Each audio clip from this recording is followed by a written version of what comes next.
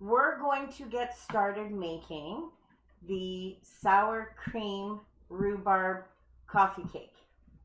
It doesn't have any strawberries. It's going to have the sweetness from the batter.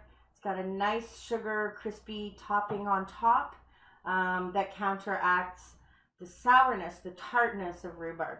And rhubarb is also full of potassium, so it's really good for you. Okay, so rhubarb, sometimes a big discussion, should you peel it when it's nice and fresh like this and the younger stalks? There's absolutely no need. So I am just going to cut mine up into pieces. It's such a beautiful color. It just makes me happy. And I have a good friend,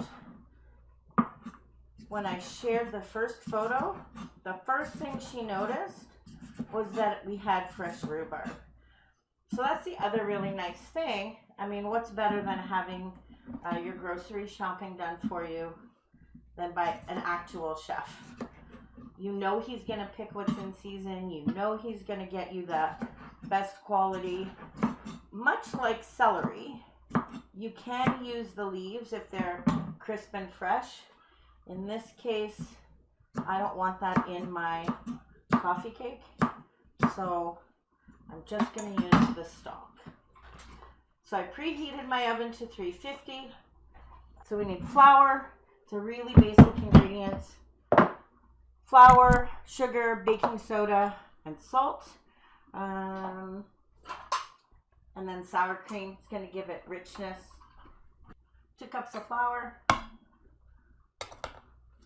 I don't want to pack my flour in there. I just kind of scoop it in and level it off.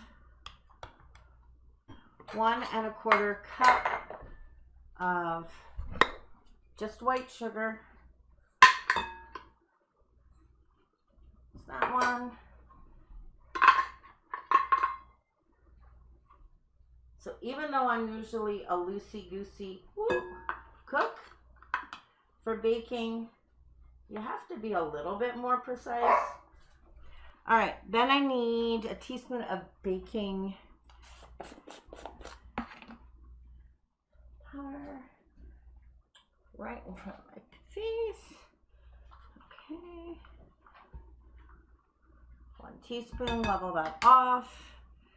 And I'm gonna mix those up. This is like an old-fashioned, old-time kind of classic cake. So now I need a teaspoon of salt.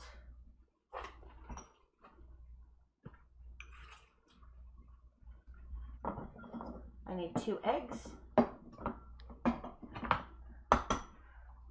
So this is one of my recipes, but one of the great things about the box is that you do get access in every box. Chef Scott's going to send you recipes that you can make specifically with the ingredients that are in that box. Okay, so egg. And the only reason I'm starting with the cake first is, well, it's cake, but also it takes about 45 minutes to cook, and I want to get her done.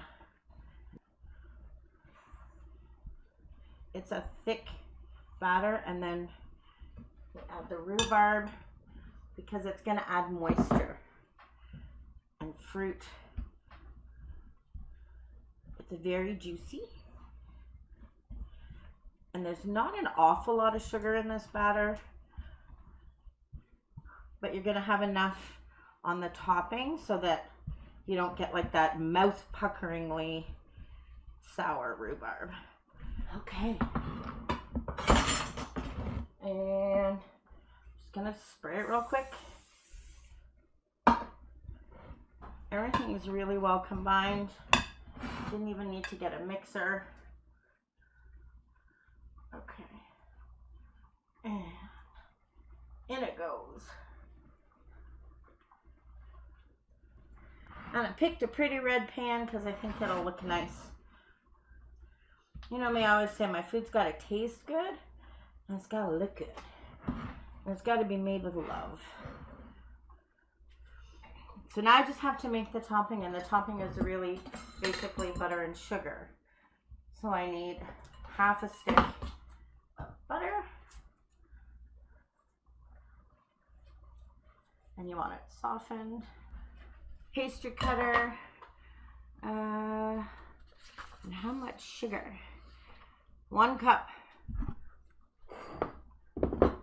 And this is what makes this kind of crispy topping on top.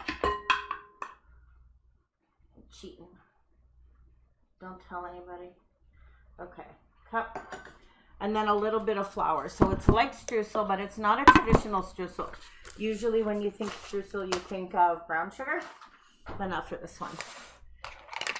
Okay. 1/3 of a cup of flour. And that's it.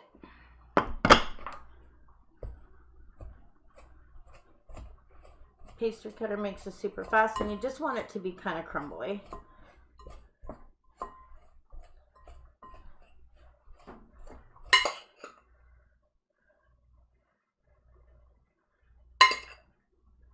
So then the butter is going to mix with the sugar and the flour. Okay. This, ready to go.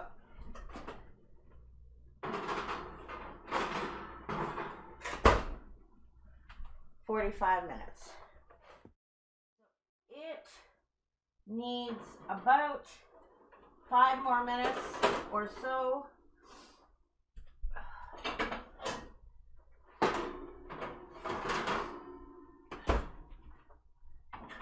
But I'm going to show you.